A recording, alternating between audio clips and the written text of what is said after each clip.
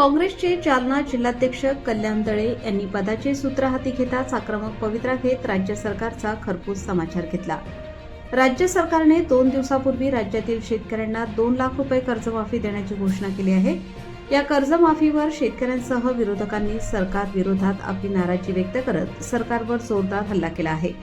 यावेळी बोलताना काँग्रेसचे जालना जिल्हाध्यक्ष कल्याण दळे यांनी आपले मत व्यक्त केले आहे की सरकारने आता जी कर्जमाफीची घोषणा केली आहे ती फसवी आहे, कारण माझ्या बळीराजांनी पावसाळ्याच्या तोंडावरच म्हणजे मार्च एप्रिलमध्येच त्यांच्याकडे असलेलं कर्ज बँकेकडे पैसे भरून फेडले आहे आणि हे सर्व झाल्याच्या नंतर आता सरकार ही फसवी योजना समोर आणत असून 2 लाख रुपये कर्जमाफीची घोषणा केली। महाराष्ट्र राज्याचे मुख्यमंत्री देवेंद्र फडणवीस यांनी जी घोषणा केली आहे ती फसवी घोषणा आहे असे म्हणत काँग्रेसचे जालना जिल्हाध्यक्ष कल्याण दळे यांनी सरकारवर हल्लाबोल केला आहे।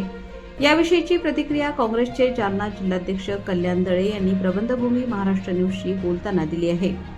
प्रबंधभूमी महाराष्ट्र न्यूजसाठी प्रतिनिधी सुनील भारती, जालना। साहेब, सरकारने कर्जमाफीची घोषणा केली, शेतकऱ्यांसाठी मुबलक आहे का? काय वाटतं या विषयावर? कम्प्लिटली ही योजना फसवी योजना आहे। गावखेड्यात जाऊन एखाद्या शेतकऱ्यांनी ते कर्जमाफीचा जो JR निघाला तो वाचून दाखवा आणि त्याचे निकष कसे ते करून दाखवा। हे सरकार कलम कसाई सरकार आहे। यामध्ये 11 लाखाच्या वरती शेतकऱ्यांना कुठलाच फायदा त्या ठिकाणी होणार आहे, ही अशी योजना ही कर्जमाफी या ठिकाणी अशी आहे।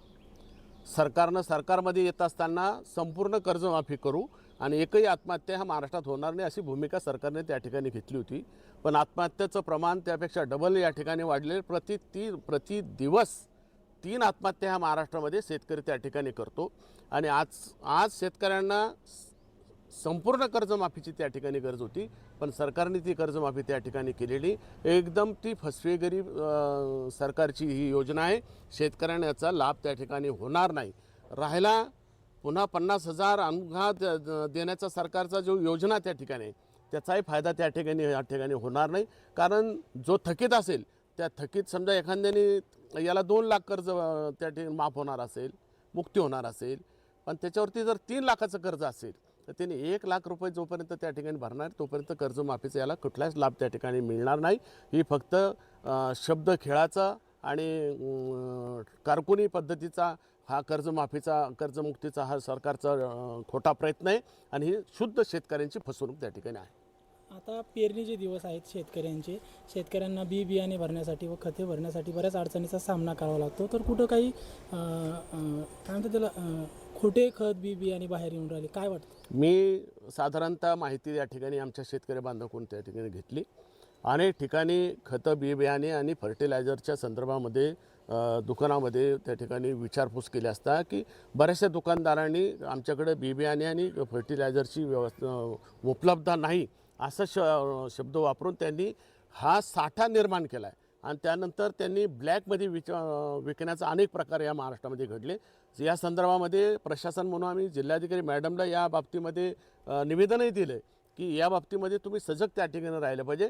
सर्वसामान्य शेतकरी हा खूप मोठ्या अडचणीत आहे आणि त्या बाजूने आपण त्या ठिकाणी उभा राहिले पाहिजे, ही भूमिका आम्ही आमच्या वतीनं प्रशासनाला त्या ठिकाणी दिली, पण प्रशासन इतकं सुस्त आहे आणि सरकारचा प्रशासनावरची कुठला दाब त्या ठिकाणी नाही। शेतकरी येणाऱ्या परिस्थितीमध्ये जेव्हा आम्ही मीडियाच्या माध्यमातून या ठिकाणी बघतो आल निनोचा प्रभाव मोठ्या प्रमाणात असणार आहे आणि उद्याच्या काळामध्ये दुष्काळाचं सावट मोठ्या प्रमाणामध्ये असणार आहे, त्यामुळे शेतकरी मोठ्या प्रमाणामध्ये अडचण आल्यानंतर सर्वसामान्यसुद्धा महागाईमध्ये भरकटून जाणार आहे। याची काहीही तारतंबा या शासनामध्ये त्या ठिकाणी आम्हाला दिसत नाही। भविष्य काळामध्ये जर या सरकारने डोकं ठिकाणावर आणलं नाही तर काँग्रेस पक्ष म्हणून ह्या जालन्यामध्ये तीव्रतेने आंदोलनं सरकारला डोकं ठिकाणी आणणारा भाग पाडणार आहे।